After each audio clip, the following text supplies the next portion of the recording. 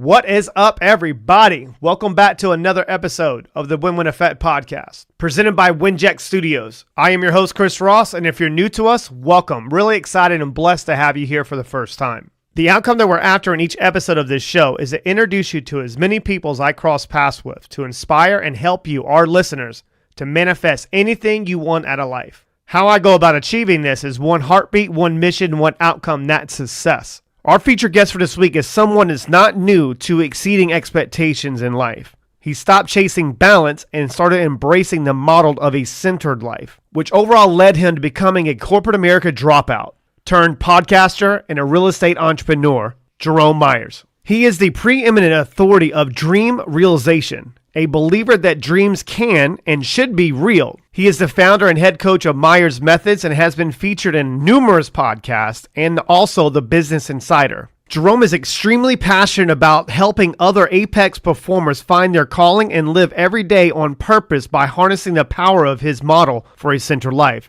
what he calls the red pill. Some of the things to pay attention to in today's episode is understanding how to exit the matrix and aligning your values with your work and showing up the way you need to in the marketplace. Before we kick this up a couple notches, stand by for a quick message and let's go ahead and start today's show. This podcast is part of the Winject Studios network, where podcasters come together to focus on community, collaboration, and collective impact. For more information on how to apply to join the network, go to www.winject.com. That's WINJECT.com. If you're ready to make a difference through podcasting, then we're ready to see you there.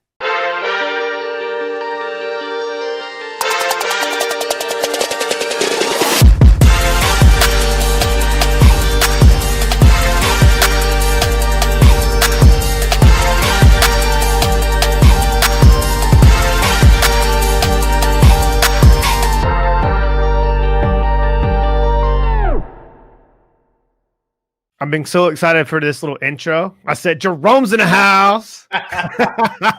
Better watch your mouth. Play up in the Himalayas. What's going on, my man? You doing all right? Amazing, Chris. I just got to figure out, how do I get on the intro video? That's what I want. I want to get on your intro video. That next season comes out, I promise you're going to be on, because that I guess the intros and the B-rolls and everything we have is each season it pops on. So the next season it comes on, I promise you your face and your B-roll will be on that Joker in that intro. It's going to be fun, man. But I've been looking forward to this for a while, man. And I feel like, like every once in a while you'll meet someone that you feel like, I don't know, maybe you were separated at birth, or it could have been we were born and around them, maybe just a different life. But I maybe just, I know that you're in North Carolina, I'm from South Carolina, you're in the wrong Carolina, maybe it could be that, maybe how we were raised. I have no idea, but we've had a couple different great conversations, and I've immersed myself into some of your content. And just to let you know and let everyone else know that maybe is watching this and you have interviewed Jerome, you haven't done him justice. So I'm going to help you out today, and I'm going to put some coal on the fire and let you burn it up, my friend. Let's do it, man. I'm super excited to be with you, Chris. And I've been digging into your content as well, checking out the Win-Win Effect. I like to consider myself a listener of the podcast before I ever go on it. Mm-hmm. There's a lot of people who show up and they don't even know what the questions could be. Your podcast, you can't know what the questions are going to be because you ask different questions for every guest. But at least I have an idea of the flow and the things you like to talk about. And I show up as my authentic self, as you encourage all people to do. So I think we're going to have an amazing conversation today. Right. And I'm pretty sure I pretty much bet my last dollar on it. And I think we made a little joke before we, hit record on this episode. It's like, just one thing you won't call me is broke. You can call me crazy anytime you want. So one thing you won't call me is broke. Broke's a state of mind, baby. But yeah, and the listeners, the guys that are tuning into this and you're listening in, excuse me, pay close attention to some of the things that, and I'll do my best to pick out some of the subtle things that Jerome drops that are nothing but straight golden nuggets for you to really take in. And I talked about this, and I think one of the other episodes, and someone asked me this question. Maybe I was on a guest. They were like, well, what are the two biggest things that you had to discover in your journey that led you to where you currently are right now? And I was like, well, damn, that's a hell of a question. I was like, well, I would probably say the cultivation of silence and the cultivation of self-discovery. Those two things right there have been able to really go all the way deep inside my subconscious and really slowing down time, where right before it gets to that neocortex and slowing it down, that I'm able to go back in and it's like I'm able to like relive past experiences and then look at it in a different perspective from the experience I had previously, and really questioning myself, why do I feel this way? And it's transformed my life.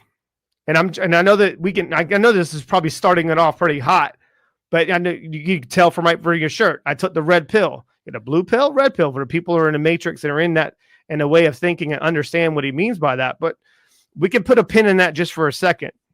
But let's kind of kick this off and we'll bleed it back in. Like for the most part, and there's a lot of things you've done, and you went from engineering to 30 months, 5 hours to 32 minutes in your career when you made that transition, right? And yes, I pay attention. But when you're doing it that way and you're kind of like learning, I guess, through trial and error and then trying to find your own way, when you finally got to where you are right now, did you ever like go back in time and think about like, would you ever think that you would ever accomplish the things you have accomplished so far? Of course, right? Yeah. And right. That's because I'm still at the beginning of what I believe is the overall journey. There it is. I was sitting on the stoop with my buddy Duran, and we were doing the math, and the guy was making $700,000 a year through multifamily apartment ownership. And we didn't know who he was because we never talked to him. He had third-party property management, and it's the exact same business that I run today. And Right. it was early last year where we hit that same revenue dollar amount, right? And so that was okay. So what I saw when I was 20, I was able to come back and do. I didn't go the direct route, and I don't think anybody ever does, but we got back to the place of I saw this when I was 20. And so now what's past that, and how many people, for me, it's not so much what can I do, but it's how many more people can I take to that 700,000? Absolutely. Because that's the game, right? It's not what you can do, but how many other people you can help do the thing. It keeps you hungry.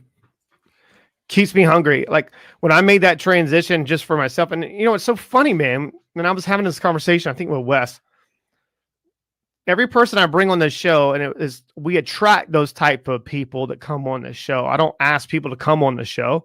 I attract that through, you know, it could be just by directing my thoughts into a positive outlet and putting out the really like a polarizing out a certain frequency into the universe that it keeps coming back at me, that I only bring on fire guests. And I'll go, we're talking that frequency talk, man. And I love it, man. I love it because it's true. Like, you know, and I know you do this as well. It's like in the morning times you sit there and you meditate and you go through your like daily ritual. Yeah. That is an essential part of growth. If you don't know what's happening within your own mind and you can't direct those thoughts into a positive outlet, then you're set up to fail. 99.9% of people fail because they're not alone in their own thoughts. They don't know what's happening. They don't know what they're feeling. Why do they feel this way? Why am I mad at this? Why am I mad at my girlfriend? Why am I mad at my boyfriend? Why do I feel this way? And they touch their damn stupid box, and they're controlled by their environment, and they wonder why they're not moving in life. I mean, when did you make that transition to start like looking into like maybe the cultivation of silence and that cultivation of self-discovery and why it's important for you and your mind's most impressionable first part of your day? Yeah, there were two instances and I got away from it. The first was when I was in a head-on accident on August 3rd, 2005. So head-on with a dump truck. When I wake up after surgery, I'm in ICU. Eventually I get to come home, and in that space, because I've been praying for patience before it happened. And then I had to rely on other people to basically do everything for myself because I was in a wheelchair. And I spent a lot of time by myself thinking about things in the life and how I got where I was and so on and so forth. And the one big takeaway for me in that was, if you don't know where you're going, you're not going to like where you end up. You're never going to be happy and never going to feel fulfilled in life. Yeah, for 100%. Go ahead. Keep going. I love this. And so, but then I started having success. I thought my career was on a rocket ship and we were just going. And so I got away from it, and I was caught up in all the things and having to be responsive and everything else. And so fast forward to 2010, I get into this, what I consider postpartum depression. I got a 6-month-old kid. Mm-hmm. She cries to let me know she's not happy. My wife, ex-wife, isn't happy with me. Mm-hmm. Work sucks. This was right after the 2009 depression, and my mentor was laid off, and people didn't want to touch me because they knew how close we were. Right. And then the only thing that was good for me was going to football, where I was making $2,500 a season, Mm-hmm. coaching high school kids. And, I got this job, and I feel like all these things are going well and well compensated, making 6 figures.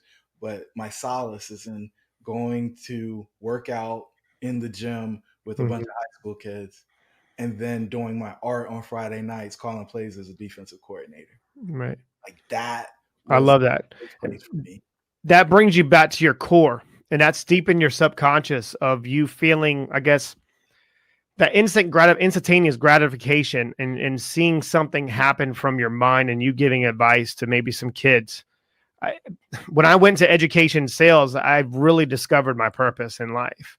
I was like, I had no idea what the hell I was on this planet for. And then when I watched that first person that I enrolled into a program, I think it was like 6 months later, and I watched them graduate from that trade school, and the satisfaction on their face and giving me a huge hug. And I still remember the first phone call from them when they realized, they go, there's no reason I don't know why I'm doing this. I don't know why I'm doing this. I can't do this. And I'm like, that word can't, you better replace that shit. You can do anything you want to. I said, the biggest lie that we're ever told, we could be anything we want. But here's what the bottom print of that saying is: if you believe it, but you have to believe it.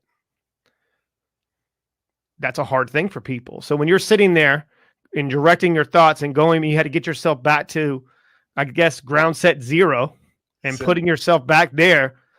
What were some of your thoughts that maybe were challenging you at that time? Or maybe what were some of the indicators that you said, okay, this is where I need to go? Yeah. So this is going to either make people turn this up or they're going to turn it off. Everything got questioned, Chris. Okay. Religion. Simple patterns that we have, rituals. Chris, I sneeze. Are you going to say bless you, Jerome? I don't say bless you. Does that make me rude? No. Why do you say bless you? Why do people say grace before eating fried chicken and drinking cola? Like all of these things. I went back to this place and I said, What do I believe? And what was I programmed to believe? What are my values? Yeah. And once I separated the two, this is what I truly believe. Here are my values. I'm going to live out my values. Wow. And if you don't like my values, that's okay. But I know there's one law, and it's the law of love. If I do everything that I do with a person out of love, I can't be wrong. And love and fear are opposites. People think love and hate are opposites. They aren't. Love and fear are opposites. You can't move in love while fearing. And so I adopted that one law, simplified my entire life in the way that I interact and deal with people, and then decided that I was going to unabashedly live out my stated values. Did you write some of these things down? I mean, because I'm the kind of person where when I was going through, I guess, the most challenging moments in my life, of really investigating and challenging, why do I feel this way? Why do I like the color blue? But when I was young, when I did discover I really liked the color red, but my mom liked blue and she would put blue on me because I had blue eyes and it made my eyes really blue. I actually found that out. I was like, I really like the color red. But see my point? Like, I had to write all this kind of out and then reverse engineer it to make more sense for myself. Because if it's laid all out in front of me, I can figure it out. But if that's the, I think, problem with a lot of people, they're so scrambled. It's like they're putting a puzzle together, 500-piece puzzle with only 25 pieces at a time. Yeah. And they wonder why they can't figure it out. Like, what were some of those? Like, did you write it out? Like, what was your process of you, coming up with the right way for you to make more sense of your values? Yeah. So it started with a couple of those Quake books, right? So Okay. First, it was the 4 agreements. I adopted the 4 agreements, started living those out. And that impeccable with your word just kept coming up over and over and over again. Not taking things personal over and over and over again, and allowed me to move past some of the past hurt. From there, I moved to the Celestine prophecy and learned about control dramas and how people will do things based on their childhood in order to create some type of effect or result. And then from there, I started writing, right? Here, I had this thing called a thought of the day, and I would send it out to 50 people via email. And just like, here is what I'm thinking about today, and asking one of those, thought-provoking questions at the end to get people to ponder on a specific thought on a given day. Those things right there took me 2010 to 2012. And then in 2012, I drove 3 hours to a funeral for a classmate of mine and a teammate of mine who just passed away kind of suddenly. And on that drive, I asked myself this question, and it hit home for me, like on a different level. If this guy could die at 30, what did I do to deserve to continue to live? Because I mean, I hit that dump truck head on, right? I was going 55 miles an hour. Like I should have been gone. In fact, after like it happened, somebody walked up to my window while I'm sitting there holding the steering wheel still with the dashboard pressed on my legs, broken, right? And says, "He's dead. He's dead." Now I got glass in my arm. I'm bleeding all over the place. Airbags got blood all over it. And I look at the person, I'm like, "I'm not dead. Can I use your phone?" Right? Let me call, because my parents were at my house. Let me call my dad and let him know what's going on. And they're like, "You're bleeding. I'm not going to let you use my phone." Anyway, all right. So call him, tell him this, right? Fast forward to this. So I'm driving, and it's like, what did I do to deserve this additional time? Right? Wow. This is extra 7 years. And am I using it in a way that justifies this gift that I've been given, this gift of time, the only non-renewable asset that we have? And as I was getting there, I was like, look, I haven't talked to Hambone since the day we graduated from high school. So is this about me or him? Like, am I going to this funeral for me, or am I going for him? Like, what's really going on here? And so what I realized, Chris, is I had to live out my life every day as if it was my last. Yeah. Every interaction that I have with somebody, I have to treat it as if this is the last time that I'm going to engage with them, because it could be. Like, I knew at that point that I was on borrowed time, and that the only way that it was going to live, it being my impact, my influence, was if I used it in a way that was going to help people do extraordinary things. And that in and of itself is what wakes me every morning without an alarm clock now. I ask myself this question now on a daily basis: are they free yet? Right? Wow. For the people who are out here and they want whatever it is, are they free yet? Because the work's not done until they're free. Right. You have to be able to destroy the version of yourself every single day to become the person you should be. I truly believe that statement. You mentioned, your accident. That wasn't an accident. Yeah. Everything's pre-written. People say, "Oh, everything's not pre-written." How is it pre-written? I'm like, it goes in cycles. And you're where you are currently right now. Nothing else matters. Past, your future doesn't matter. Present, now. That's the only thing matters. And here's something: when it goes in cycles and everything's pre-written, your life is a complete reflection of the choices and decisions you have made up until this present moment. This present moment is a gift. Right? Your life is a complete reflection of your decisions and choices that led you right here to this present moment, and that's a gift. So you have to appreciate the good and bad, because it goes in cycles. And if you wait long enough, maybe it goes and you go around that whole trip around the sun, every year. And if you're lucky enough, you get to the next year. Well, your options start to evaporate on this choices and decisions you can make. And this is something that I truly, truly believe to inside the true essence of myself, all the way down to the nucleus of me. I believe that at any given moment, you can change everything.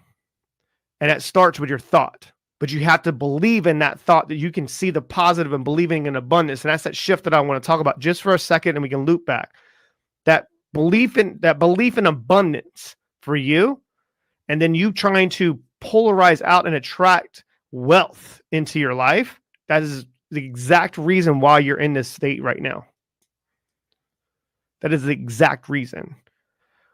Did you just come to that shift of believing in abundance, but because of the 3-hour car ride? Did you go 3 hours one way and then 3 hours back? So 6 hours? Yeah. So when did you come to that? Was that shift when you started looking at life and anything is possible and there's enough air we breathe, enough money we make, because there's enough out there for everyone.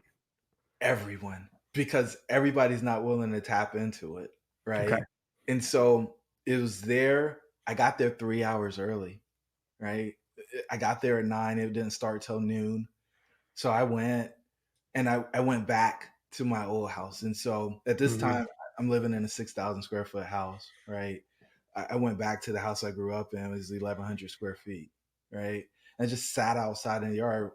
Nobody, my parents weren't living there anymore, and my grandma hadn't moved in yet. So it was just there vacant. And I'm just like, this is where I came from. Like, this fits in my house 5 times, 6 times. And I've been able to do all these things already. Like, I've been just so fortunate, so fortunate. What else is there? And is it even about this, or is it about something else? And I realized one thing really quickly at that point. One, it's not even about the things. It's about the people, right? And it's about your positive impact on those people. Yeah. And being super, super, super selective about who you make that investment in, because again, time is the most valuable resource that you have. Right. And so taking stock every day, every single day. And today, as I journal, I finished it a couple of hours ago, right? I have to look at the day before, and I make a bunch of promises on what I'm going to do on that day. At the beginning of the day, I make promises to myself. The next morning, I have to go. Say it again. Make promises to who? Myself. That's right. That's where it starts, right? That's the self-image piece of it. And we can dive into And once you break that promise, what you're doing is you're letting your subconscious mind know that it's okay to break a promise to yourself. And so I let me go deep on that, because I got a story on how that I saw the impact of it when I made promises to other people. And so 8th grade, Jerome was somebody I went to school with from like 2nd grade. I still remember we were in class one day. He shot a rubber band at me, hit me in my eye. I'm sitting there crying. Everybody's picking on me. But we get to 8th grade, and we're teammates. And my mom used to take me to the high school football game at one of the popular high schools. And I told him, hey, we're going to pick you up for the game. And I didn't call him. And me and my mom just went to the game. Saturday morning, I get phone calls. Jarrell's dead. What do you mean? He was playing Russian roulette and drinking, and he lost. What? And so I didn't call him. That sits with me to this day. I told him I was going to do something. I didn't do it, and he's not here. Now, maybe he still would have played after the game, or maybe he told me he didn't want to go to the game, but I didn't do what I said I would do. Right. And so you can use that as a catalyst, but you can use that or you don't just carry your baggage. And that's my next question with that one point. I don't want to let you keep finishing the story, because I think it's a powerful story. Yeah. And just where I think a lot of people suffer is they get stuck into the regret, and they're carrying that baggage, but not letting that baggage be a catalyst. Without question. And that's powerful. Yeah, go ahead. That's where we go, right? And so it was then that I said, I'm always going to keep the promises that I make to myself first. Because if I make the promises to myself and I keep those promises, it's easy to keep them to other people. Right. We can rationalize breaking a promise to ourselves, right? Nobody else knows. So all you have to do is look in the mirror and say, oh yeah, well, give yourself grace, move on. Then this is what people do on the other side of that. They're not kind to themselves. They tell themselves how stupid they are and how they can't ever do anything right. And that negative self-talk perpetuates, and then they spiral versus, oh, nah, you still got opportunity. Go do it again. And Right. once And you then make when the lights turn off and they're alone in their own thoughts and they're alone in their own time and no one's watching, they're not putting into work. And what happens is you get exposed in the bright lights when you don't do the work. You get exposed, homie. You get exposed. everything you do in the dark comes out in the light. Right. Everything. And just to put a pin on that just real quick, and you touched on something, you talked about, spaceships, right? And I'm gonna drop a little UGK, right? Spaceships don't come with rearview mirrors; they dip, right? So when you're dipping, you're going. It's where you need to. Now you're setting goals and making promises for myself, and I know that we have a very, very, very similar outlook in life when it comes to things like this. That's when I push myself into like crazy numbers and crazy like growth. Is that I know exactly where I'm going, but I'm good with not getting there yet. But eventually, I'm going to get there. And I'm going to keep blasting through these levels and layers because that's what's needed. I'm addicted to growth. If I'm not growing, you're dying. So that's the way that my mind works for me. Flatline. The flatline is death, right? And then Stagnant. Yeah. Right. Straight down. So I'm with you 1,000%. So when you're making those promises, and say for instance you're making a promise for yourself, and there's some days are better than others. Let's be real. We're humans. We're not like machines. We're not spaceships, right? We don't have a rocket to us. But what gives us our fuel is the times where our greatest like achievements in life don't come from your greatest memories. No. So I look at the times where I've actually failed myself, and that motivates me more, but everyone's different. I mean, does that motivate you more when you don't fulfill on the promise to yourself and you're like, damn, I fell short? Like, how do you go back and measure and reassess that? I mean, what is your thought process behind you taking maybe some of your shortcomings and failures? Like, obviously the small ones, the only person that knows is you, right? Yeah. But what is your thought process behind that? Like, what is your go-to and how do you get to the outcome that you're trying to get to? Yeah, it's the only way you learn. Right. Okay. You don't learn anything when it's successful, right? You learn everything when it doesn't work. Even if you say, oh, well, the reason why I know it doesn't work because of X. And I'll give you a really simple, silly example. I got a guy that's a part of our coaching program, and he's looking to get his resting heartbeat down. And I used to walk 12,500 steps every day to maintain health. And I wasn't getting anywhere. I was plateaued. I was flat. And I wanted it to go down. And so I started running. And I was like, look, you walking isn't going to get you what you want because your heart rate's not getting high enough. And so it's not going to drop down your resting heartbeat. And I know because I went down that path already. Right. I think like how long did you do? Like 6 miles is it 6 days a week? And then you did it for a couple of years and then you started running, right? Yep. And now I run 6 miles. I had to do it before I got on with you so I could just show up and actually be me, right? The thing with it though is the only way that I knew that answer was going down that hallway and finding out that at the end of the hallway that, hey, this wasn't here, but there's a door over here that I didn't even know about had I not walked down the hallway because the door was closed. I got to open up the door and walk in that one and then go into the new room. And that's what people are scared of.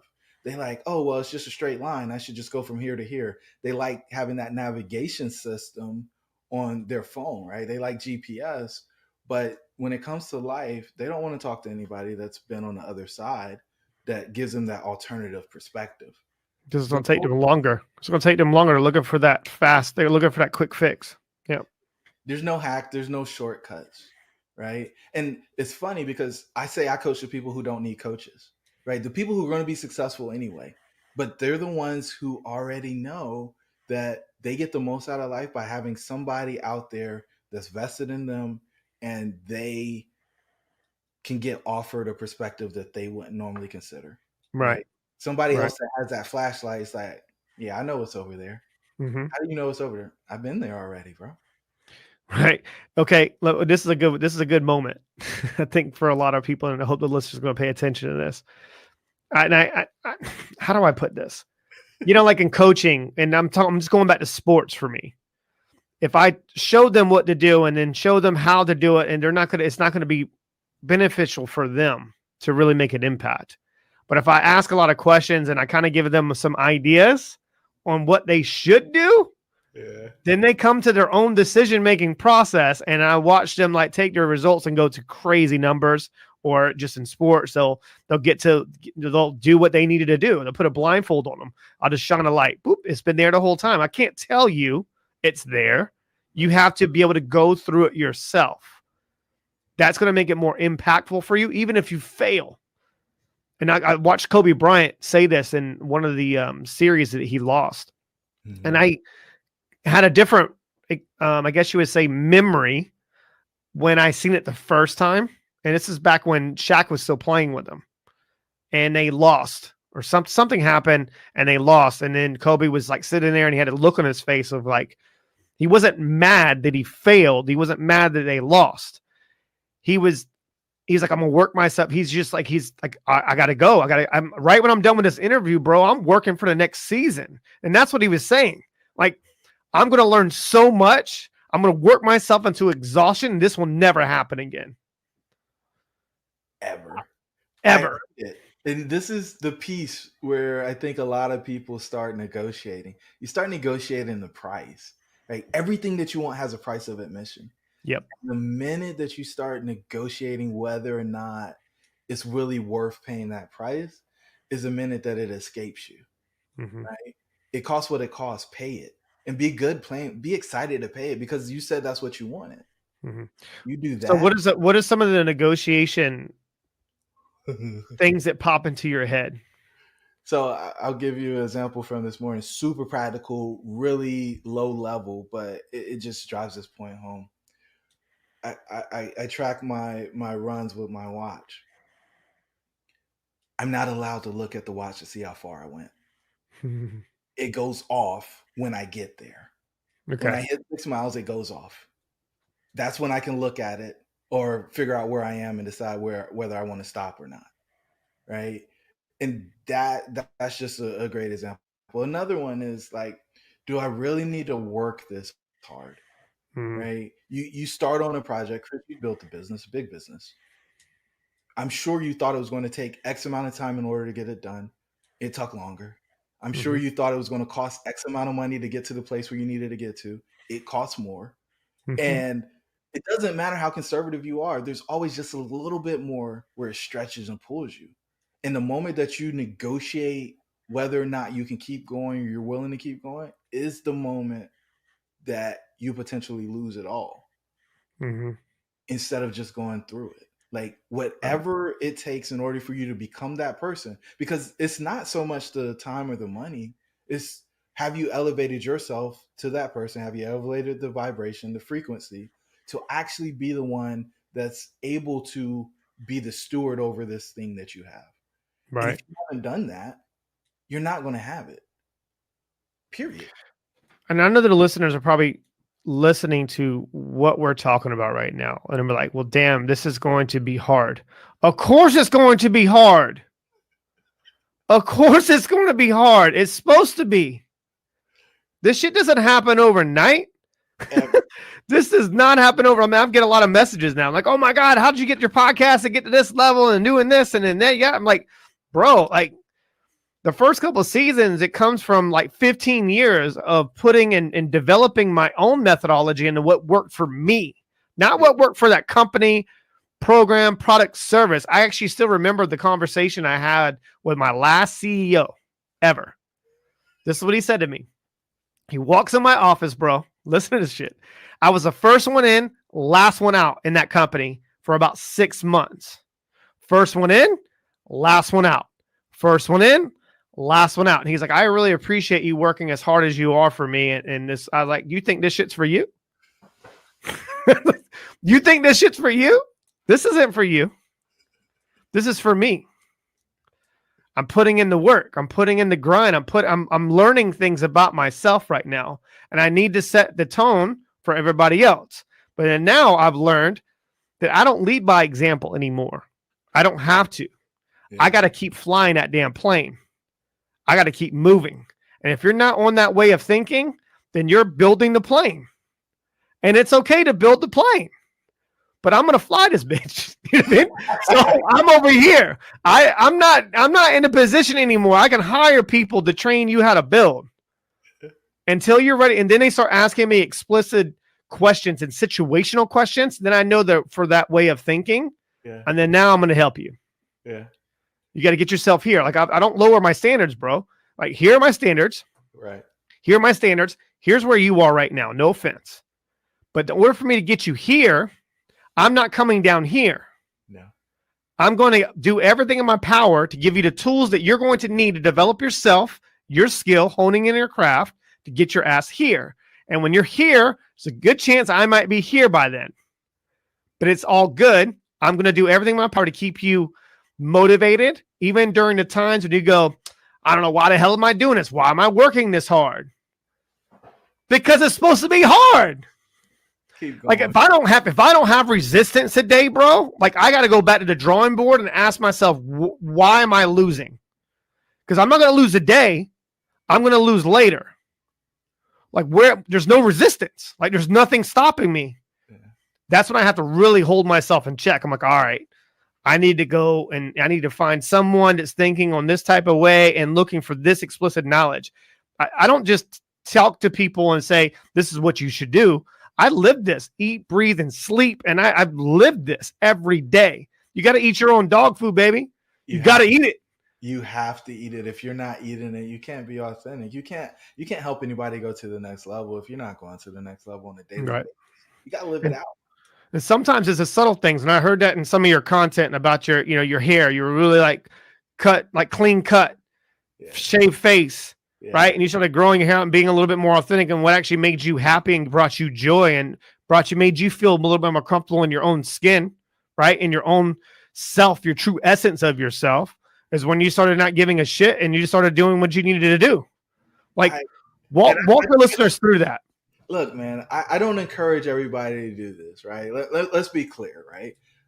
I graduated 3.9 with an engineering degree. I got a license as an engineer if I want to practice. I got a project management professional certification. I got an MBA. Like, if credentials matter, I probably got the one you want me to have. Mm-hmm. Right? So I don't encourage everybody to do what I've done, but I've done the things that I think allow me to show up the way that I show up. I wanted to grow my hair out. I wanted to have locks. That was important for me. I remember specifically sitting with my mentor and saying that I wanted to do that. He said, yeah, I might do that too after I retire. I was like, it's a whole different way of thinking. That was a limiting belief right there. I don't think I want to have to wait until I retire to do this. And it's funny because, I sit with guys who lose their hair and they're like, yeah, man, I'm jealous of your hair. I wish I could grow my hair out now, but it's gone. It's like, so back to this thing of I've got so much time. This is how I wanted to show up.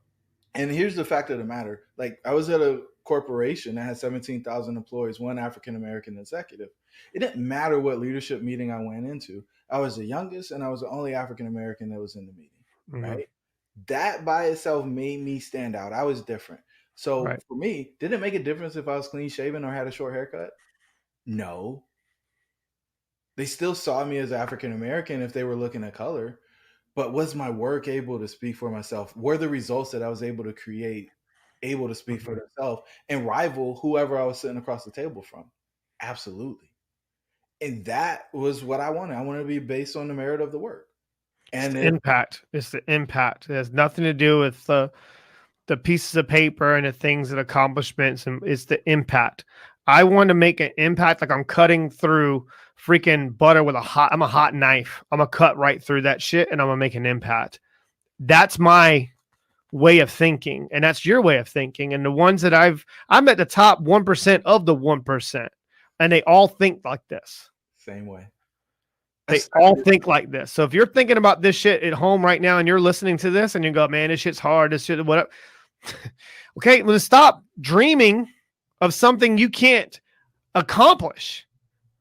You talked about that with your own show. You have a dream catcher and a dream chaser. Which one are you? Period. I mean, this perpetual motion of I gotta go get to this new thing. I gotta go get to this new thing.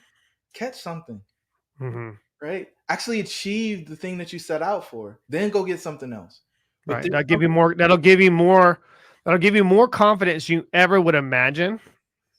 So much more confidence, bro. Like, I'm in board meetings, man, and these people look at me like I'm when I first impression.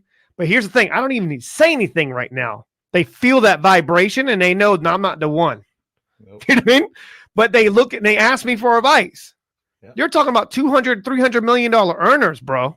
Yeah. Go, Chris. What do you think? What do you think? Here's what I think. Here's what I think, and they'll go, I didn't think about that. You're right. But that's the impact. And from that impact, and it could be just that subtle, I agree.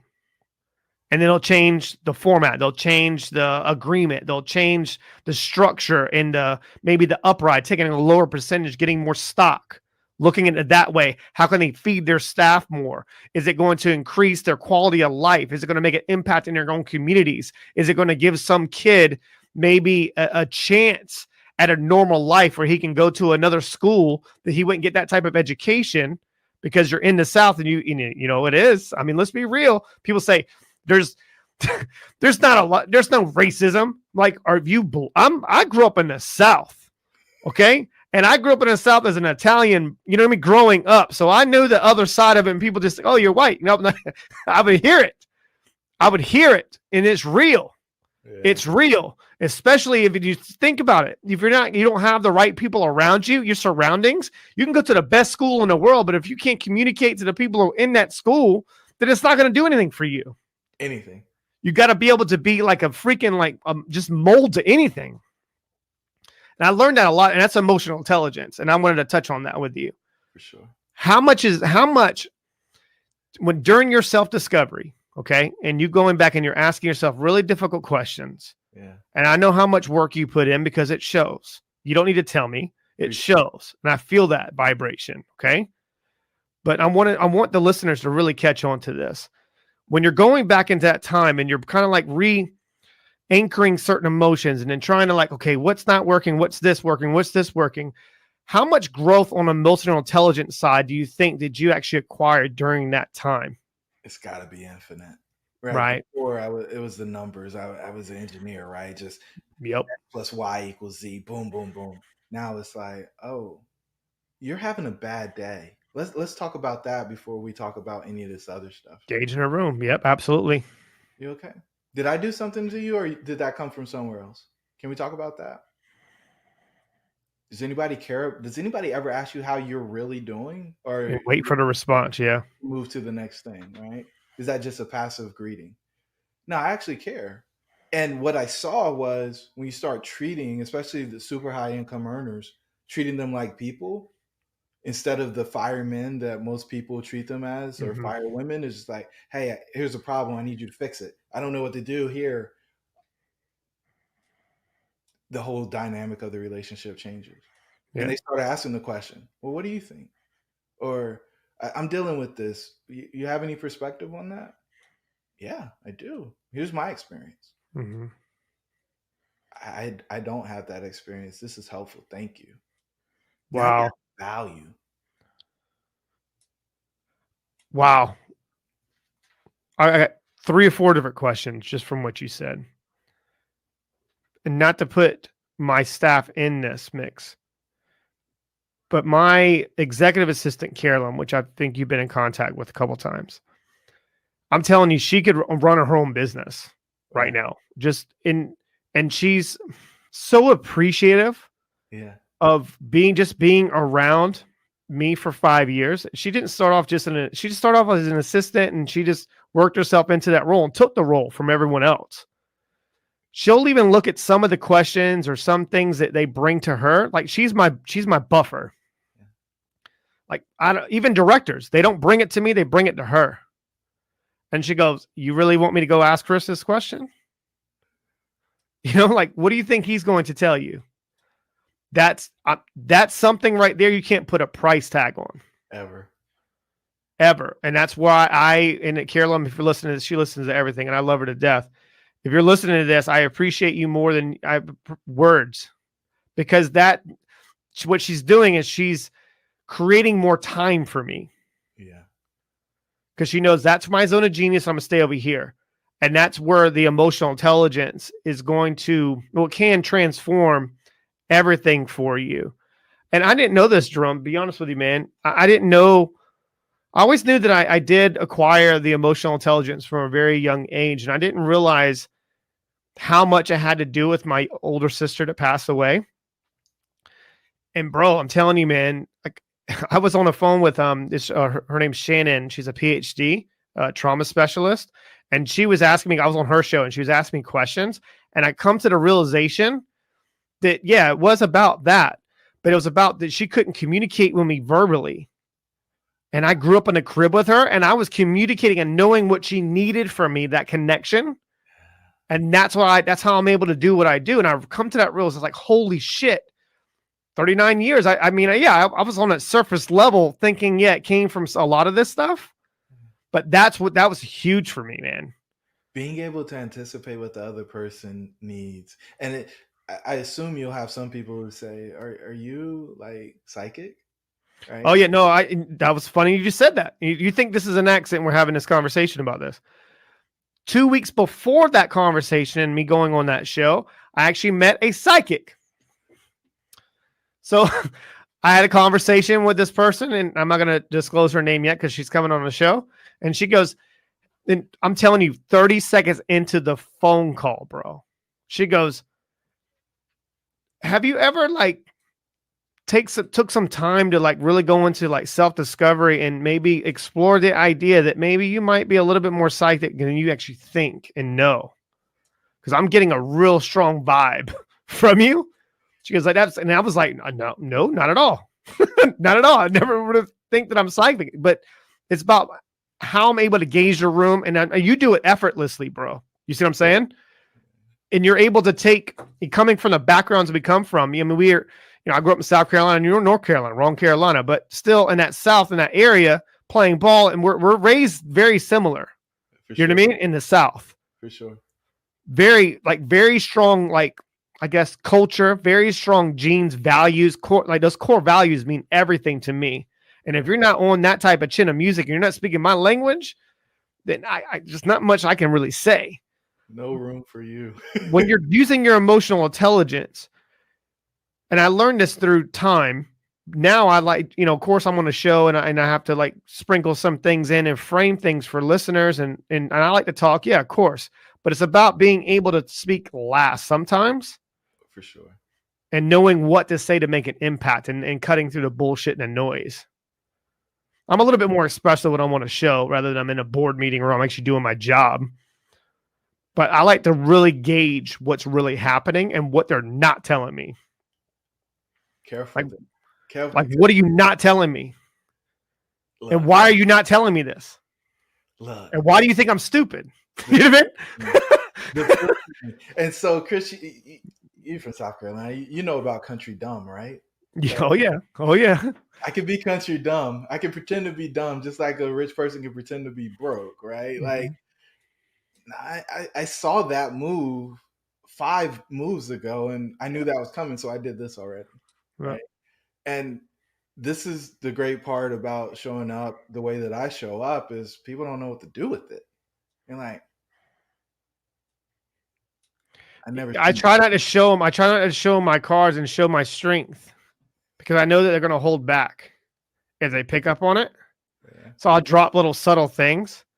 Like, and they'll go, well, I need this and I need that. I need this. And I'll hand someone else the piece of paper. I'm like, hand them that. That's what they're looking for. You know what I mean? Well, they'll go, I need to look for this answer. And I'm looking, you're just too close to it. Yeah. You got to take your step back and looking at it in a bird's eye view. Yeah. And that's been my saving grace in life, bro, is like, you touched on something and I'm going to do a huge loop back and I pay attention to everything you say, but you said you were searching for patience. Yeah. That's something we're very similar on. Yeah. I just wanted patience, and that patience led me to peace. Just straight peace. That's all I want. I said that I've been saying that for over a year now. In my self-discovery, I get mind, body, spirit in the morning. I'm breaking everything down. You know how you say the things you want to manifest, and only thing I can come to my mind, and only thing that can come to me in directing those. Like, you can't control your thoughts. You can direct them, right? It's just peace. and that neocortex slowing down time, like that means I'm pulling that information. It's coming from my subconscious. I'm just searching for peace. I just want to be at peace in everything. That's it. And it's crazy because my buddy just made a 5-figure investment in his business that he's starting off, and he's telling me all the things. And I was like, but do you have peace with your decision? Wow. Are you at peace? Because if you're at peace, then everything's going to work out. Peace of mind, yeah, too. The moment that you're doing something and it's chaotic, that's the moment that you need to back away. Back to you said, right? Step away from it and look at it from the bird's eye view. When I coached, I would always go up on top of the box, right? Everybody's like, no, you need to be on the field. You're second in command. Feeling it, yeah. No, I need to remove myself in the situation so that I can do my art. And that, for me, is the way I think about life. Anytime something gets hectic, anytime something gets chaotic, slow it down. Slow it down, and then see what you were missing. Because it's chaotic because you're trying to force it instead of letting it work. And that's the difference between like really like leaning into resistance and knowing when to lean into that resistance and when to pull off the resistance when it's too much noise and vibration coming. And because all that pressure comes from the outside. It comes from outside. It's like you got to be at your home, my peace, my heart, my heartbeat, everything. I need to make sure that I'm beating on that drum, and it's like harmony music when I'm moving in that place. And when I'm in that space and I'm holding space, and when I'm like that synergy with someone else or a company, I'm gonna keep feeding into that. But when it's off, I know when it's off. Of course. And I'm like, today's not the day, but tomorrow might be. You know what I mean? Like, we got it tomorrow. Don't worry. And that's the whole thing is like when people go to set goals or hitting their targets, I set targets and daily tasks to get me to the overall goal for that day and those promises that you make to yourself. Yeah. Very similar. And if I don't hit those, I need to measure and reassess to get me to the outcome that I'm looking for, because my outcome isn't that outcome. I'm going to go blow past that shit. So if I can't get close to that outcome, and what I have to do is a must for me today, I'm not going to make that move. I can't make that move, because if I make that move today, I'm looking for a shortcut, and shortcuts only lead to dead ends, but like they only lead to dead ends. And only. It costs more and it takes you longer every time. Yeah, and it's going to piss you off. It's going to piss you off. Like, especially when let's talk about that just for a second, because obviously making investments, right? That's difficult for people. Yeah. When they go to make an investment, they're looking for a huge payday. Yeah. My best investments I've made over the last probably like 18 months, Jerome, be honest with you, are the best ones I've made, or the ones I didn't make, and the ones that I made in actually bad companies. I'll let that sink in for the listeners just real quick. Why would I invest into a bad company? You learned so much. Here we go. Because there's more return on investment. They're desperate for me. They're desperate for this investment. They're desperate for this XYZ. And if I have the secret sauce and I know what they're actually capable of doing, because they don't see their true potential, they don't see the growth, they don't see the capital gain, they don't see the profit share, and obviously taking it public and doing all the different things. They don't see all that. I see it because of this. And my exposure. It's about exposure. Those are the best investments that I've made. And they'll go, I didn't even know that was possible. I'm like, I know. But it's all good. But I teach them, and it's not just me, bro. It's everybody that I'm in contact with. I'm a shared legacy on every person I've ever been in contact with, directly or indirectly. I'm a shared legacy. I'm not self-made. No one is self-made. No one. When they say that, delusional. You're like, are you a fucking narcissist? You know what I mean? Like, it's a me. And I believe that's another thing we can talk about, that a lot of people, they think that narcissist is a bad thing, and they're using what it is they're selfish and they don't take accountability for their own actions. Yeah. Everyone has narcissistic tendencies, but what you do is when you act on them during the times when the lights go off, that's when it is. Like when you look for the intention, like what's your way of thinking when it comes to that type of, because you hear a lot of it right now, especially with, I guess, when people get in their bitter relationships after a relationship, oh, that motherfucker's a narcissist. Well, like, do you realize that I was in the same relationship with you and you never said sorry for anything? You know what I mean? Never. And I'll never get it. Like, what's your way of thinking? What is your take on that? I think the thing that I probably got the most value from over the past 5 years is learning how to be humble. Wow. And know that there's absolutely nothing wrong with saying, I'm sorry. Like, because like my value, like my narcissism is being right. Like people come to me because they need the answer that's going to work. Ego. Man, we're so similar. Ego. Yep. I pride myself on being right. And getting the last word. What? Go ahead, please. I had to do it on purpose just to drop that there. So yeah. If somebody is paying me to coach them, and they're looking for guidance, they're looking for somebody to take them down that path, they're counting on me to be right. I take extreme pride in giving them great guidance, giving them the prescription so that they can beat whatever the issue is that they're dealing with. When I'm wrong, I'm overly apologetic because I know that person trusted me and they may have not taken their own intuition and went with something I suggested that they do. And you feel like you failed them. Without question. And it's so rare that when it happens, it destroys everything. It's like, okay, I got to build down. I wasn't doing the work I needed to be doing. Like, I got to get back to that level so that I can offer to them. much rather it not work for me. I can't guide myself to my own superhero 100%. than having one of the superheroes that I work with come to their guide for that input and not be able to get the right answer. And wow. So, I just go to a different level. And so staying humble, but knowing like when you actually are what you are. And I got a question for you. And this goes exactly where you're going. And I'm just curious because I want to pick your brain on this because people want to come to me for me always being right, I guess, in certain situations and feeling it, engaging and looking for advice. Yeah. But I held myself accountable to that, sort of asking for the outrageous at the beginning, to hold myself accountable to that. Okay. I know when it's different when you're looking at investments, you're investing into buildings and those types of portfolios in real estate and whatnot, right? No, creating generational wealth. Right. But when it's a little different when you're looking at education, looking at different ways of obviously making, ROI or taking their business public, whatever, right? But when I ask for outrageous, because I'll go, listen, I'm going to ask for this, but if you get here, I don't want any of that. I'm going to take a percentage and you're going to give me stock. Yeah.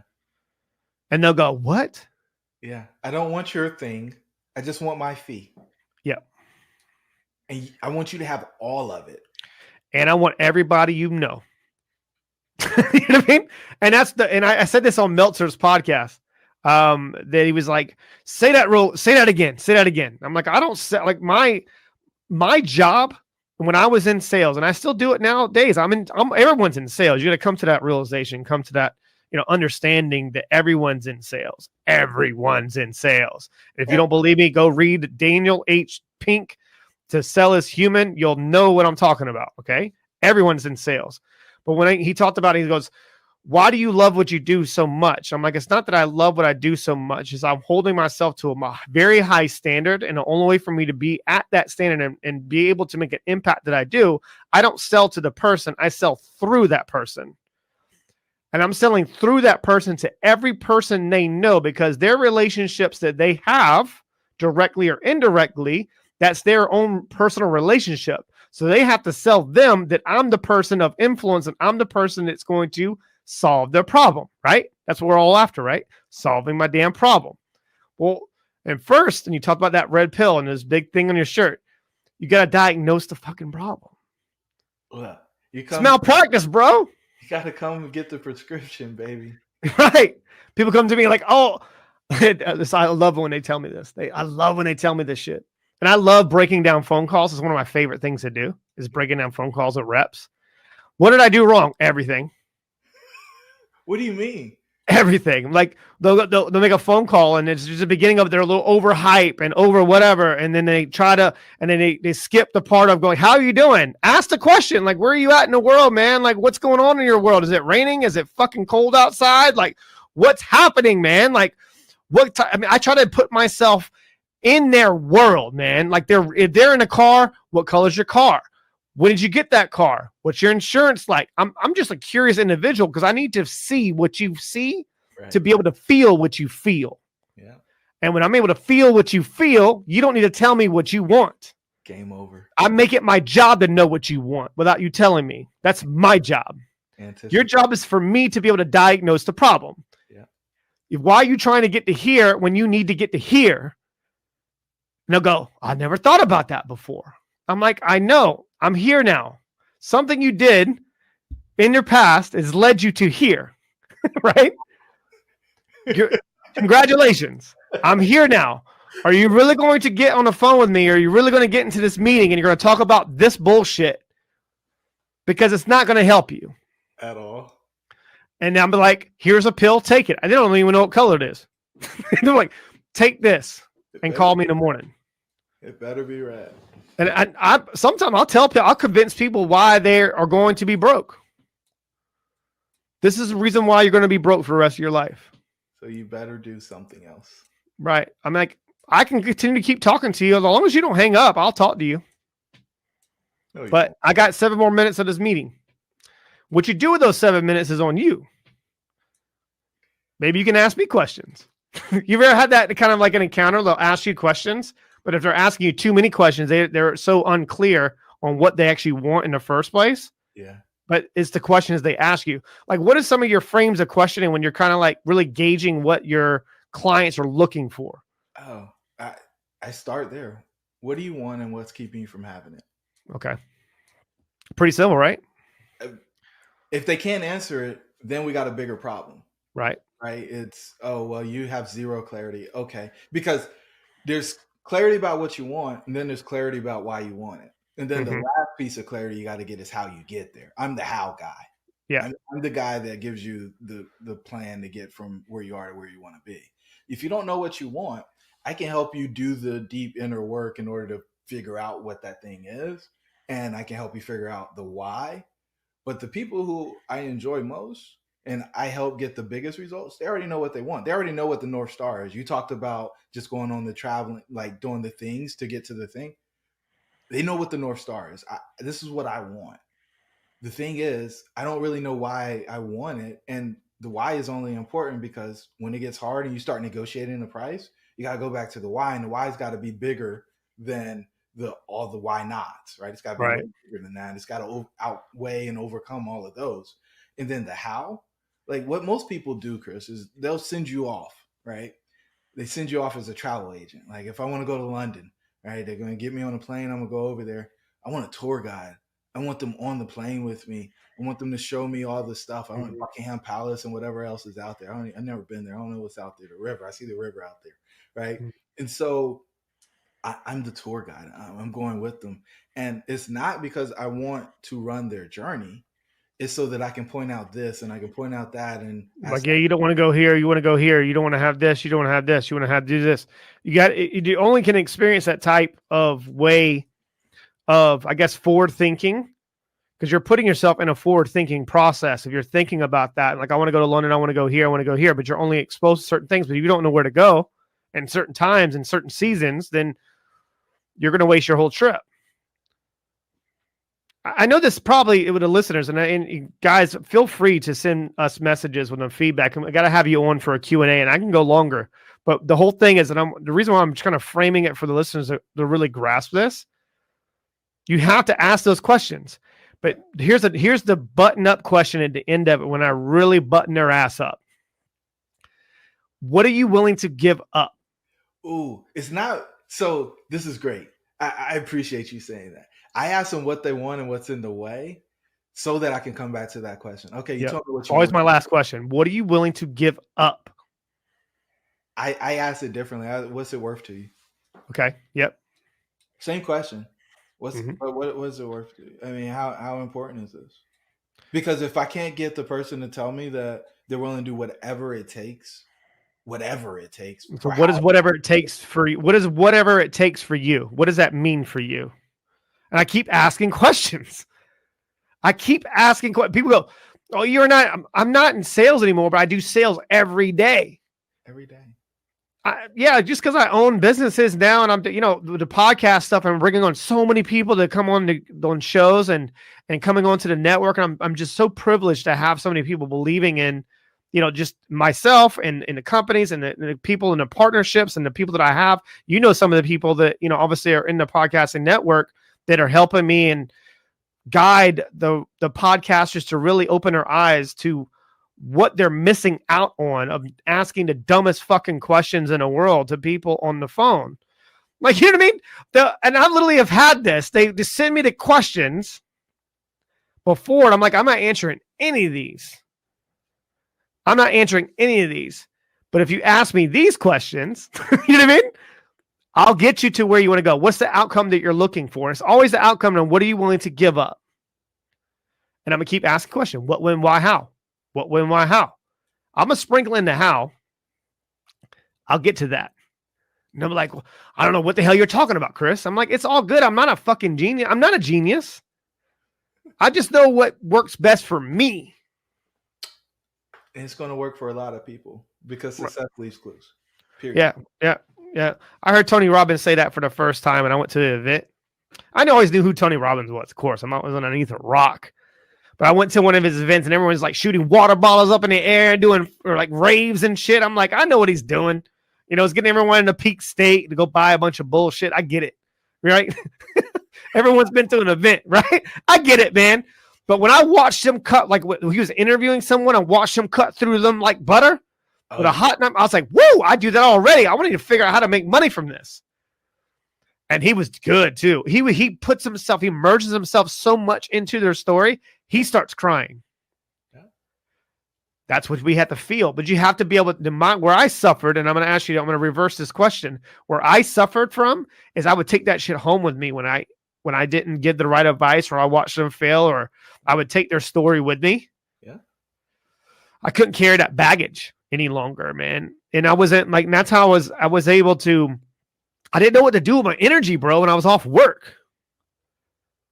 I started like self-indulging in alcohol, sort of having a good time. I wanted to keep that high of helping people and that energy. Yeah.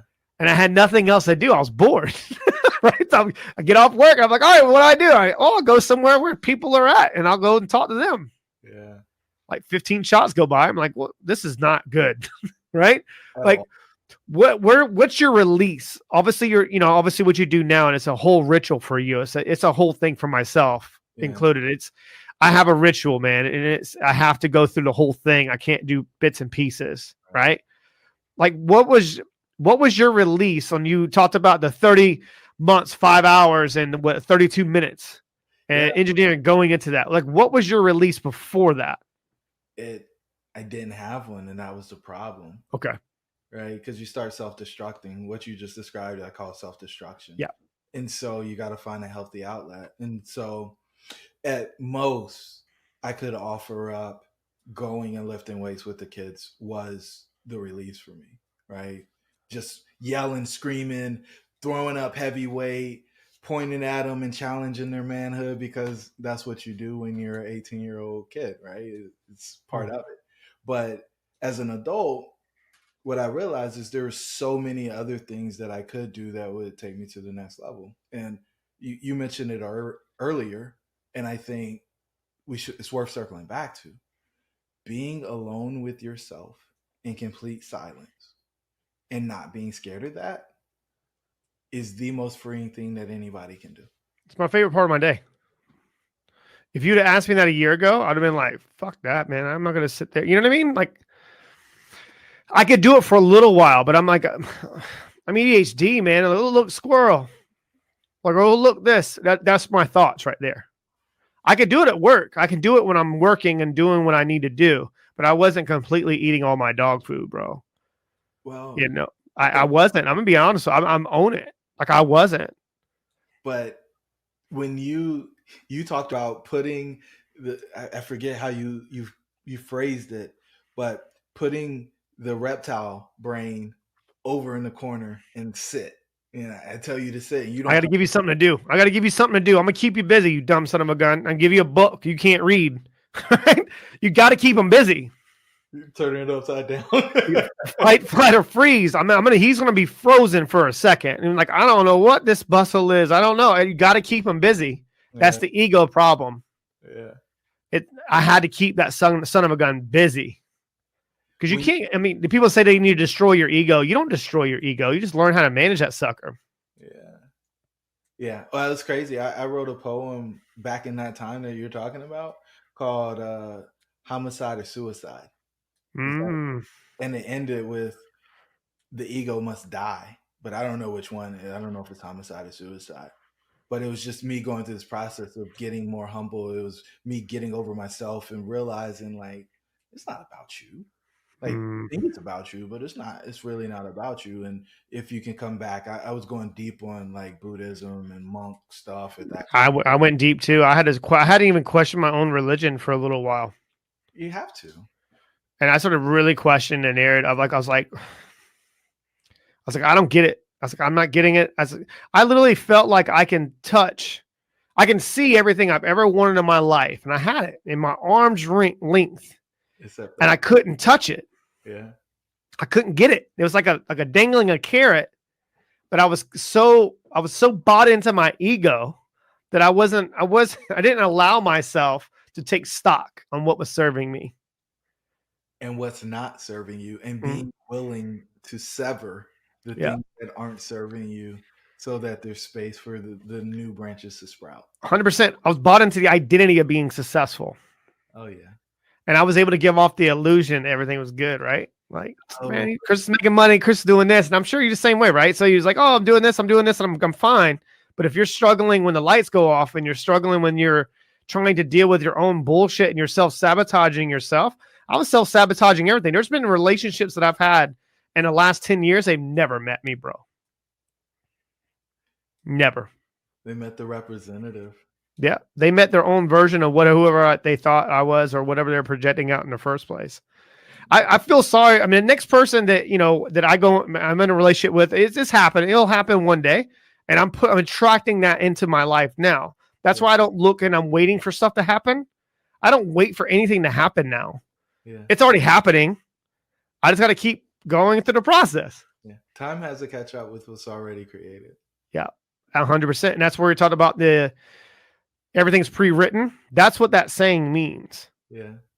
You have to put in the work to get to that and manifest it. And once you're there, you're already looking for the next thing. You're not looking for that one moment. You've got to enjoy those things, right? I think we get so caught up in, okay, what's next, instead of enjoying the gift of the present. And I think some people are just terrified by the fact of actually revealing who they are in this space. Okay. They've got... I like that. Expand on that for me a second, just for listeners. I know what you mean by that. This is where the shame is, right? Like right now, this isn't the way that I wanted to be. And because it's not the way I wanted to be, I don't want anybody to know. So I'm going to brag about what happened in the past. I'm going to tell you how great my future is. Instead of like right now, it's just not working, right? It's hard. And I don't want anybody else to know that, right? And I'm going to keep you at bay, because if I let you in and you really see me, and I know you can see me because you're an empath, then I'm going to be super uncomfortable. And you might tell somebody that the charade imposter syndrome that I have is actually valid. Mm-hmm. Well, let's fix it. Like, what are you going to do about it? I'll actually get to the point to where I'll ask people questions, like really personal questions, even on like the first time I meet them. I'm like, how many times do you think that you get away with that shit? And like, what? Like, no offense. Like, how many times a day do you think that you actually sell someone on that way of thinking and people buy into what you just said? All day, don't you? Right? I'm like, nope. Like I used to be you. I'm looking at myself right now, like I'm looking at the version of that frequency on that level and how low it is right now. You know what you're attracting? People attract certain things just to feel something. Yeah. Just to be heard, or just to feel something. Like my cat, right? I have a young cat, and he's got same issue that I've had growing up, fear of missing out. Yeah. And he's searching for attention, like negative attention, still attention. That was me. I needed to feel something, so I would probably put something out there and self-sabotage just to feel it, just to feel the pain. Because that pain would motivate me, because pleasure doesn't motivate me. Pain motivates me. So I have to feel it. And I caught that cycle of myself. Like, what are some of your cycles? Like, are you more pleasure side or are you more pain? Oh, pleasure. Like, okay. I got hit once as a kid, right? Maybe twice. And I was like, enough of that. You tell me what I can have, and it's all achievement based, right? I'm going to get this, I'm going to get that. Just keep climbing. But what I realized in hindsight, in that relationship that ended, was then people can control you with it. Right? Yeah. So, Chris, if I need you to approve what I'm doing, I need you to say I'm doing a good job, and you know that you can get me to do just a little bit more by not telling me that, then you withhold that from me. Yeah, easy to be manipulated in a negative light. I mean, I learned that through my father. He knew how to push the button to get me to move and push me. And now I learned how to reverse engineer that. But you mentioned something, like you talked about pleasure. I was like, I'll run an offense of like the pleasure, what I couldn't have and what I can have. But what I suffered from is like, I grew up in a world where nothing was enough. Nothing was enough. Yeah. There's nothing was enough. Like, I would hear, you can still hear it with some of my family members. Oh, you're lucky. No, I'm not. Luck. There's one thing you don't ever want to call me, man. Or you never want to call someone really successful. And I've met some like crazy successful people. You never want to say luck to them. They don't believe in luck. I made my own luck. Right. You got to create it, man. I know that we're going to, obviously I appreciate this conversation. And I knew that this was going to go the way it went because we've created it, right? We manifested it already. We attracted that type of way of thinking, and the impact that you're making with all the people that you come in contact with in your coaching programs. And obviously you have the virtual summits, and I can't wait to go on. I think it's in March. Is it March? Yeah, March 19th through the 21st. March. I don't know why I thought of it. And I thought of St. Patty's Day. Not that St. Patty's mean anything anymore, but but so like what are some of those summits kind of look like for you? Like how has that changed now because of COVID? And like talk to the listeners about the summits and why they're so important to you now. Yeah, I mean, look, if you can get people who have a common interest into one place and get people like myself and Chris and the 20 other folks that are going to come share authentically, right? Nobody coming in to pitch you on the $30,000 thing at the back of the room, right, to convince you that, this is the hack that's going to get you to the next place, but tell you the actual process that it took in order for them to accomplish what they accomplished. And here's some tactical steps that you can take in order to replicate this process so that you can get the end product. Where else can you get it? You can listen to the podcast all day, but it's incomplete. After Chris and I jump off of this thing, you'll have an hour of an amazing conversation. It might turn on some light bulbs for you, but on the applied level, you're only going to be able to implement a small amount of things.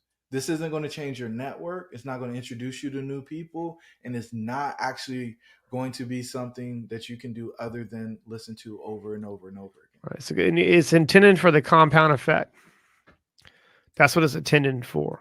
It's the compound effect. If you take action, or if that hits a light bulb and that goes off, and hit a spark. From that spark, what are you going to do? Like when I listen to content, or I consume a lot of stuff, but only the right information. Like I'll listen for about 3-4 minutes. I'm like, you don't have my attention. I'm out. Peace. Like, oh, it's a really good call, Chris. You should listen to it. I'm like, nah, I'm good, man. Because I'm not going to, that's my way of searching for the information. I shouldn't have to like go through all the bullshit. Like what I'm looking for is I need to feel the energy. I need to feel that frequency. And then I'm like, all right, they got my attention. They haven't said shit yet. I'm waiting for them to give me something, but I know they're going to bring it. Right. And then I go, wait a minute. And then I'll start going back in their stuff. And that's what I look at with the summits. Like the stuff that we give away, even the, podcast stuff, the information I share on these things are the same information that I would share 10 years ago that people were paying me $50K and $70K for. Yep. And then they started putting a microphone in my face, and I was like, well, all right. And then I learned how to then I tapped into other people's networks, putting in the work when no one was working. Then I didn't get exposed and the lights off. Then they plugged my microphone in. I didn't know it wasn't in. Right. And now I'm talking to a huge audience and I'm so grateful for. But every listener that's tuning in right now knows that. They might have got here because of me, but they stay because of you. They stay because they want to hear come from every type of person in all walks of life. Yeah. It's the same story, bro. It's the same story. It's just coming from a different voice and a different experience and a different time. But that's the message behind it. There's going to be probably one person is going to be listening to this and going to hear it coming from you and go, oh,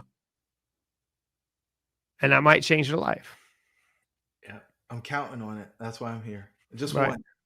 I did see the other day, we'll tell you this. I screenshot it. I'll send it to you. Someone quoted me. I don't know, like they hashtagged me and I was like, oh my God. I was like, someone's quoting, like, how are you quoting? They're quoting me now. It's like, well, I'm gonna get Jay Shetty soon. He likes to quote everybody, right? So, but Jay, if you're watching this, man, I would be so honored. But yeah, I just love that stuff, man. I was just blown away by people like listening to some of the content. And what makes me actually more excited is when I have certain guests that come on and they don't talk about the questions. They don't talk about the show. They just talk about this story. Oh my God, I love that person. That person was great. Person was great. I love that stuff. I'm like, that lets me know that, it's, I guess just, the proof is in the pudding, man. People, they tune in because they want to hear something different. I think that people have the ambassadorship and they have that story behind them and the polling behind them. They're bought into that. Do you feel that way with your show? Absolutely. Like, right. I want to talk about the person. Like, you can go tell everybody else your sales pitch. Like, I want people to see you through the conversation that we have. 100%. If they come on Dreamcatchers and do that, then you see different level of downloads than somebody who has a mask on. And I do everything I can to make sure they take the mask off. Just about every guest I get off with says, man, that felt like a therapy session. That's when I know I do my job. The job. Right. I had I can't remember who it was. I can't top of my head. Forgive me if I say it and then you remember the conversation. It was George Bryant. Love George Bryant. Do you know George Bryant? I heard him on your show. That was a good show. He was good. And that was like a heat-seeking missile, bro. I went right to his pain.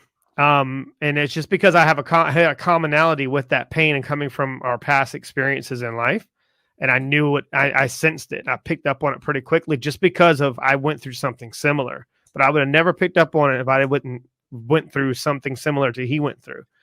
And he talked about, he's like, man, I'm freaking sweating right now. Like, when he's getting off the show, he's like, I'm fucking sweating right now. And that show right there, it made an impact into me. I learned like the 4 A's from him. Yeah. It's like, the first you just need to be aware of what's happening. Then you need to accept what's actually happening. In order for you to take massive action, you need to have a clear and concise vision and a route to take to get to take that action. Then you just got to hold yourself accountable. That's it. And it's that simple. But the way he broke it down, obviously he did a little bit better because it's the way that he would frame it. It meant a lot to me because I heard the same message before and so many different people. Yeah. But it really hit home because we had that commonality. That's when it really sunk in. Yeah. Without question, it's the connection at the end of the day, as you've talked about a few times during this episode. Right. Anything else that I've missed that you want to kind of like bring up at this time? There's easy to, we're going to put the intro and then put your show links and all that good stuff in there and all that jazz, right? But any kind of like thing you want to like to just convey to the listeners and maybe some words of advice on if they're listening to this and go, shit, man, I don't know where to start. Like how would you kind of like explain that to the listeners?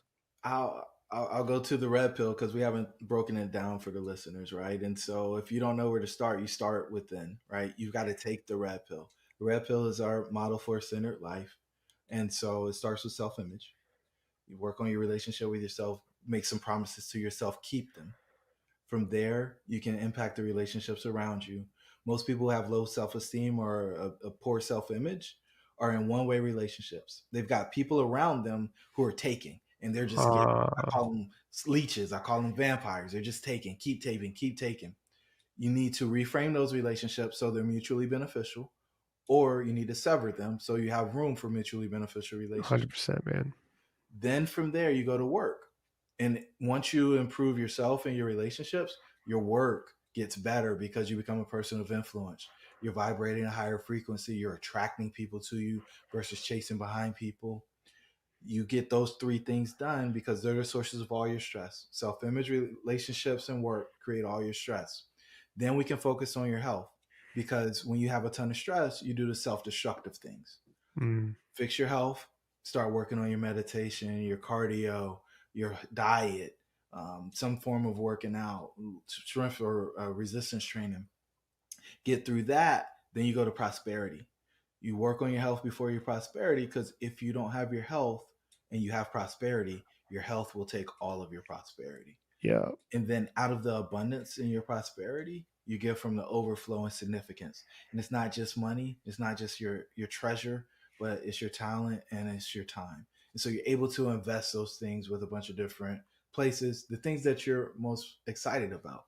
Right. So Red Pill, 6 categories: self-image, relationships, work, health, prosperity, significance. You do those things, you'll live a phenomenal life. And I don't care who you are, there's something that can be fixed in one of those 6 areas. And I encourage you just to be willing to dive in and do that work. And by doing that work, your dreams will be real every day of the week. What if they're able to get to 4 of them and not being able to hit 6? They're going to fill a void.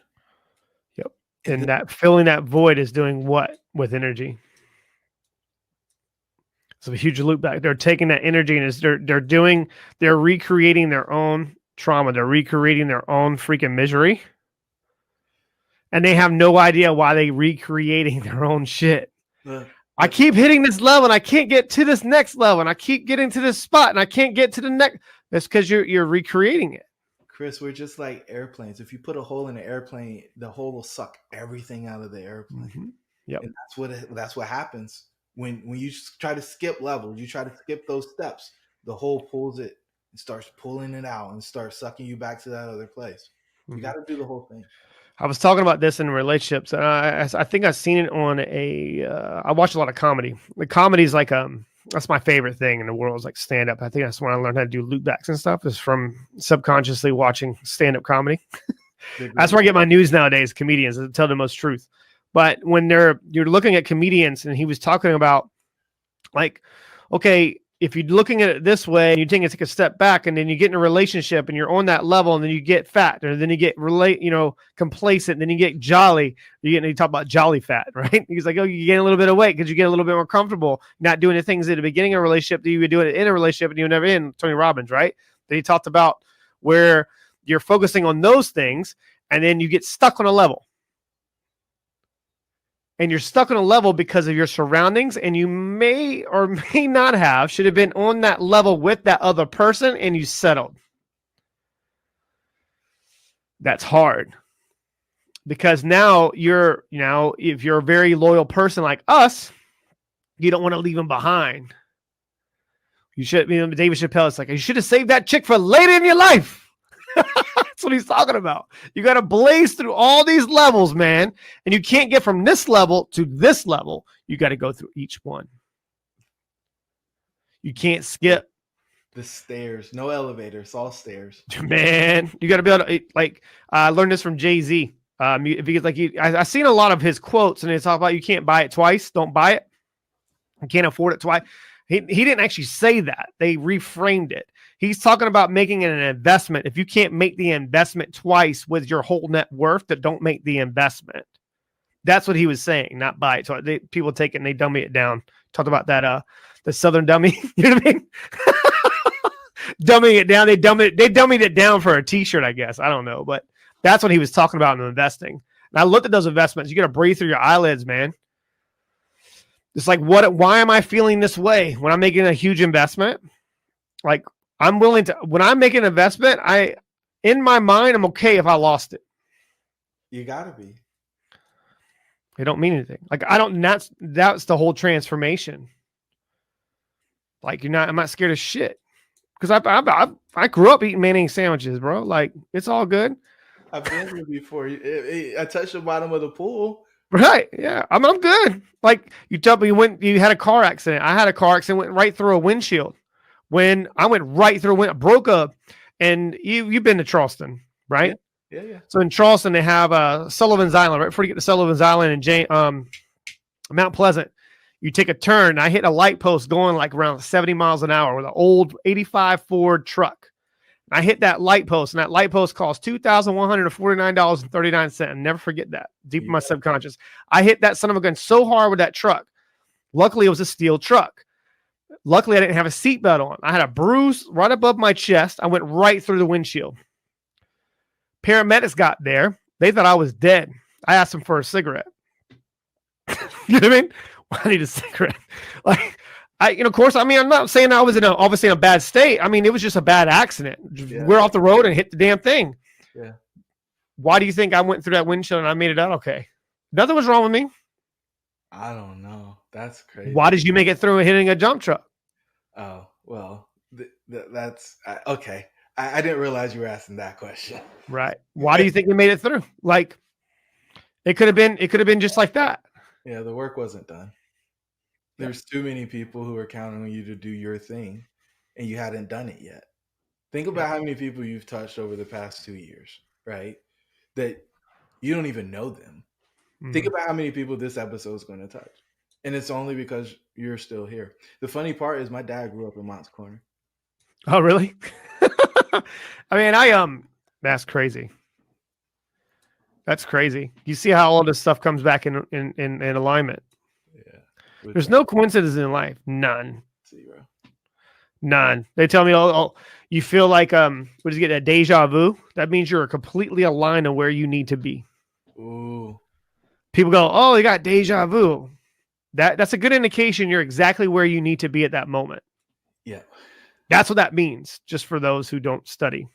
Okay, so that's what that really, truly means. You're exactly where you need to be at that moment. Chris, it happens twice. Once in the mind, once in the physical. Yep. And if you can't see it in your mind, it's not going to happen for you. But one of my, I wouldn't say mentors, but someone came to visit me, I think it was like 2 years back, and I had a beautiful flat. Obviously it wasn't this one, it was a different one. And he was like, you ever thought you would be here? How did I get here? I'm like, I'm not even here. I'm not even here right now. He didn't understand what I meant by that. And if you're listening to this, there's a reason why you're broke. There's a reason why you're in the situation you're in right now, and you're looking at me as a leech, and you're latching onto my success and my coattails, and you're supposed to help me and point me in the right direction. The way I answered that question, I was, I'm not even here right now. I don't give a shit about how. I know how I got here. This isn't where I'm ending. I know where I'm going. I know exactly where I'm going. And God willing, if everything keeps lining up the way I'm going, we're playing infinite games, Jerome. Period. We're playing an infinite game. We're not playing a finite game. Nope. If I air my lungs, bro, I got fucking the right mind. That's my biggest fear in life, is losing my mind. Yeah. Being a vegetable. Yeah. What is yours? Being a vegetable. Yeah. Because I watched that with my sister. Pull the plug. Like, I'm telling you right now, I don't give a shit who's around me, bro. Like, you gotta let it go. Let me go. Like, let me go. And I've served my purpose, man. Yeah. I've served my purpose, man. I appreciate everything you dropped on this, and I hope that this, maybe some of your initial thoughts and the way that you kind of envisioned this, the way it was going to go. But I know I've heard a lot of your content. And you have such a beautiful message, and the way that you delivered that message and the way that you're being able to polarize that out through all the different types of people, I think that's something special to watch. Do you even know how good you are with some of the messaging and some of the things you do? I have no idea. It's all authentic. I don't remember what we talked about. Yeah. That's exactly why we're here. Yeah. Adam Shively, his episode launched on last Friday, and I launched it early. Yeah. Well, I actually kept it in my back pocket because he was launching his on the first. He wanted mine to be the first of this year for him, and I did the same. And it's humbling, bro. I been on all these shows, and I've been like the top one, the downloads for their shows, and it's just so humbling to me. That's That's what I want. Every show I go on, Chris, I want to be the top guy. I was so freaking humbled. Like I'm the best, like I think it's 4 shows that I was a top one. And then there was 2 of them were pretty big names. And then I was blown away by that, but it means so much to me, and just recognizing that energy and recognizing that frequency. And, and everyone goes, oh, it's law of attraction, this and that. It's not always this law of attraction. You just need to be now. Right. Don't worry about shit. Just do you up to your fullest capability and your true potential. Because I'm willing to destroy myself today to become who I'm going to become. I got to. Like my daughter's counting on me, my family, my people that I come in contact with. Man, if people have heard me 10 years ago, bro, and they were like, I don't know how the hell he's doing what he's doing. I know how. I put into work. When you're sitting at home and going, I don't want to pick up this book. I want to pick up a Coors Light. You're picking up that Coors Light because you don't want to have to deal with that book because you're going to realize how broke you are and how far you got to go. Yeah. You got to go a long way. Yeah. I learned that from my granddad, man. It's like you just got to learn something new every day. Every day. Every day. And go, some of the things you're going to learn, you're not going to want to learn. But you're going to learn. You're going to learn. That's a whole different conversation, man. But I appreciate you, man. I appreciate you. Thank you, Chris. I really appreciate this opportunity. We got to do it again. Always, man.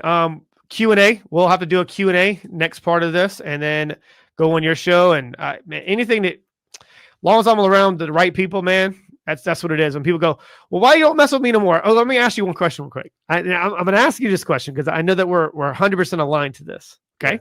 Yeah. Not a trick question. People, do you get messages like how I'm going to give you some of the messages that I get? Why you don't mess with me no more? Why you don't contact me no more? Why you don't call me no more? Why you don't do this? What do you say when people say that to you? I don't respond. Boop. I don't either. I ghost them. I ghost them because it's that, and you're asking me the wrong question. Yeah. What did you do? You know what I mean? What were some of your choices and decisions? You have all the answers. Like you're reaching out to me for, I can write this, but I don't. You have all the answers. Right. It's all good. I love you. I love you. I appreciate you. Whatever, man. But I'm going to do you a favor and not respond because you're not going to want to know what I'm going to really want to say. Because I'm 100% authentic. I can't lie to you. Right. It's not worth it. Nah, man. That's the energy drainer, energy sucker, leech.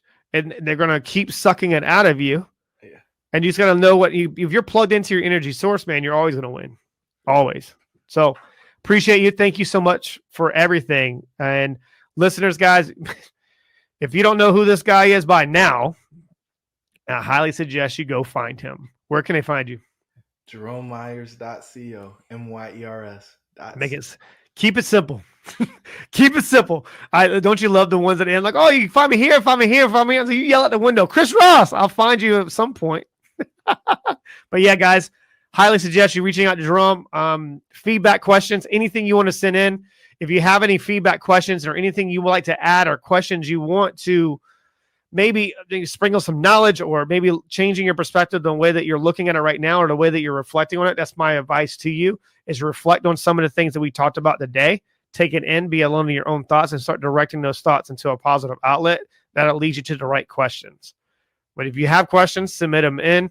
And then when next time that we have a conversation, we'll make sure that we'll answer those. But guys, I appreciate you. Be you, be great. Let's go kill it. Let's go win. Peace out. Thank you, Jerome. Thanks.